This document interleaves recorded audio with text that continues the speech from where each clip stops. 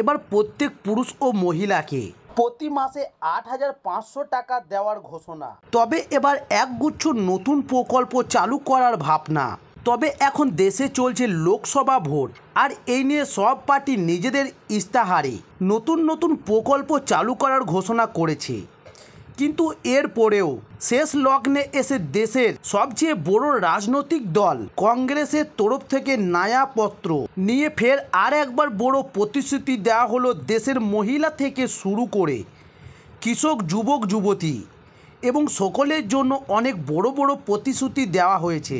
তাই এবার থেকে প্রত্যেক মহিলার অ্যাকাউন্টে ১,০০০ টাকা নয়, এবার থেকে ঢুকবে ৮৫০০ টাকা ভাতা। তবে এবার একই সঙ্গে কৃষকদের আর ঋণ নিয়ে টাকা শোধ করতে হবে না, মুকুব হয়ে যাবে সমস্ত ঋণ, এবং ৩০ লক্ষ বেকার যুবক যুবতীকে সরকারি চাকরি, এইরকম আরও একগুচ্ছ সুবিধা পেতে চলেছে দেশের বিভিন্ন মানুষ। এমনই বলা হয়েছে কংগ্রেসের সংকল্পপত্রে। তবে এবার কবে থেকে ৮৫০০ টাকা করে পাবে মহিলারা? তবে চলতি ভোট পর্ব মিটলে যদি কংগ্রেস সরকার ক্ষমতায় আসে, তাহলে দেশের সকল সাধারণ মানুষের জন্য এই প্রকল্পগুলি চালু করা হবে। তবে ইতিমধ্যেই ৫ দফায় ভোট হয়ে গিয়েছে, আর বাকি মাত্র ৩ দফা। কে জিতবে কে হারবে সেই নিয়ে উত্তেজনা এখন তুঙ্গে। এর মধ্যে দেশের মানুষের কল্যাণের উদ্দেশ্যে একাধিক প্রতিশ্রুতি দিলেন এই সরকার। তবে সাম্প্রতিক রায়বেরিলিতে একটি নির্বাচনী সভায় গিয়ে কংগ্রেস সুপ্রিমো রাহুল গান্ধী এই ঘোষণা করেছেন।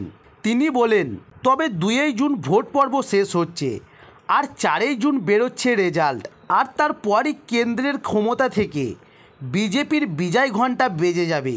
আর জুলাই মাস থেকেই কেন্দ্রের জোট সরকার চালু করবে মানুষের জন্য এই জনমুখী প্রকল্প। তবে এবার রাহুল গান্ধী বলেছেন, বিজেপি সরকার কোটিপতিদের টাকা দিয়ে এসেছেন, দেশের দরিদ্র মানুষের দিকে ফিরেও চাননি। তবে কংগ্রেস ক্ষমতায় এলে এই সমস্ত গরিব দুঃখী মানুষের কথা চিন্তা করবে, বিশেষ করে মহিলাদের কথা। তাই মহালক্ষ্মী যোজনার আওতায় প্রতি মাসে ৮৫০০ টাকা করে ভাতা দেওয়া হবে দেশের প্রত্যেক মহিলার অ্যাকাউন্টে। বছরে ১ লক্ষ টাকা এইভাবে আয় করতে পারবে মহিলারা। তবে জুলাই মাস থেকেই তাদের অ্যাকাউন্টে টাকা ঢোকা শুরু হয়ে যাবে বলে জানিয়েছেন রাহুল গান্ধী। তবে দরিদ্র মানুষের মধ্যে দেশের কৃষকদের নাম উল্লেখ করেছেন রাহুল গান্ধী। তবে এবার দরিদ্র মানুষের মধ্যে দেশের কৃষকদের নাম উল্লেখ করেছেন রাহুল গান্ধী। তবে কংগ্রেসের কাছে কৃষকরা অভিযোগ করেন যে তারা নিজেদের ফসলের ন্যায্য দাম পান না। বর্তমানে কেন্দ্রীয় সরকার তাদেরকে কম সহায়তামূলক প্রদান করে থাকেন উৎপাদিত ফসলের জন্য। তাই এবার রাহুল গান্ধী প্রতিশ্রুতি দিয়েছেন, ভোটে জিতলে তাদের সরকার কৃষিজাত দ্রব্যের সহায়তার মূল্য বাড়াবে, কৃষকদের বকেয়া সমস্ত ঋণ মুকুব করে দেওয়া হবে। এবং রাহুল গান্ধী এও জানিয়েছেন যে দেশের শিক্ষিত বেকার যুবক যুবতীদের চাকরি নেই আজকাল। সরকারি দপ্তরগুলিতে শূন্য পদ আছে, তবু নতুন নিয়োগ নেই।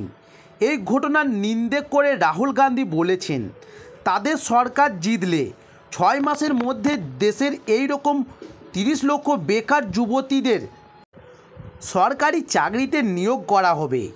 এছাড়াও তিনি জানান যে কলেজ ও বিশ্ববিদ্যালয়ে পড়ুয়াদের জন্য নতুন উদ্যোগ নেওয়া হবে, যেখানে পড়ার সঙ্গে সঙ্গে তারা ১ বছরে শিক্ষানিবাস হিসাবে সরকারি কাজের ট্রেনিং পাবেন। এই সময়ে ৮৫০০ টাকা করে পাবে তারা প্রত্যেক মাসে। তবে এই দিন ভাষণ দেওয়াকালীন রাহুল গান্ধী বলেন, মেক ইন ইন্ডিয়া প্রোডাক্টের কথা তুলে ধরলেন। তিনি বলেন, বর্তমানে সবচেয়ে আরও বেশি স্বদেশি পণ্য উৎপাদনের দিকে জোর দেওয়া হবে।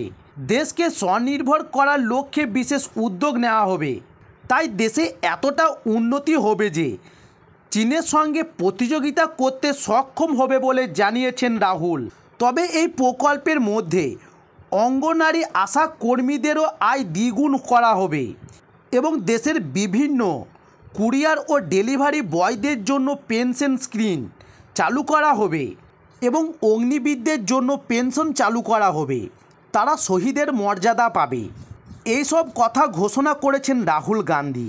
আর এই সকল কিছু বর্তমানে প্রতিশ্রুতি এবারে দেখার অপেক্ষা যে কংগ্রেস যদি সত্যি ক্ষমতায় আসে তাহলে আগামী দিনে কি হতে চলেছে দেশে।